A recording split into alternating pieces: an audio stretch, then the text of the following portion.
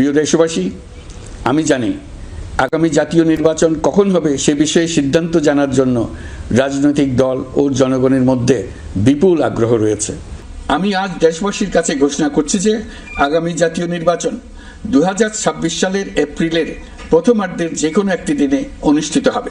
এই ঘোষণার ভিত্তিতে নির্বাচন কমিশন উপযুক্ত সময়ে আপনাদের কাছে নির্বাচনের বিস্তারিত রোডম্যাপ প্রদান করবে।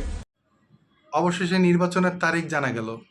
ঈদ উল আজহা উপলক্ষে প্রধান উপদেষ্টার দেয়া ভাষণের মাঝখানে তিনি আগামী বছর 2026 সালে এপ্রিল মাসের প্রথম সপ্তাহে যে কোনো একটি দিনে নির্বাচন অনুষ্ঠিত হবে বলে ঘোষণা দিলেন। তো এবার রাজনৈতিক দলের মধ্যে হয়তোবা স্বস্তির নিঃশ্বাস দেখা যাবে। বিশেষ করে বিএনপি এবং জামাতের মতো দল অবশ্যই এ নিয়ে সন্তুষ্টি প্রকাশ করবেন এবং যাদের মনে ভয় ছিল যে ডক্টর মোহাম্মদ ইউনূস আগামী 5-10 বছরের জন্য ক্ষমতায় থাকার জন্য মুখিয়ে আছে, তাদের ভুল হয়তোবা এখন ভাঙবে। কিন্তু দেশ এবং জাতি একটি যোগ্য নেতৃত্ব হারাতে যাচ্ছে।